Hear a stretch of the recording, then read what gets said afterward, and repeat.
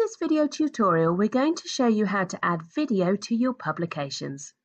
So there are two ways in which to have a video play in your digital editions. You could have the video launch on screen, activated by the reader clicking on a hotspot or button. Or alternatively, you could have the video play from a set location embedded within the page. The button and hotspot options launch the video in a video player screen. So to add video, firstly select the page you wish to work with. The video types that can be added are MP4, Vimeo and YouTube. So for this example, we're going to add a button and we'll then select one of our MP4 videos that we want to play.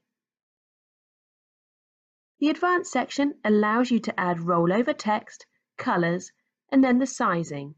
Here you can either select the video to play at full screen or a custom size.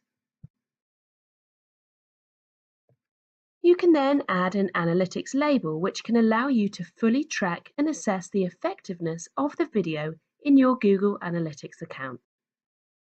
There is then the option to have the video automatically start. So if this option is selected, the video will launch and start playing as soon as this page is turned to by the reader.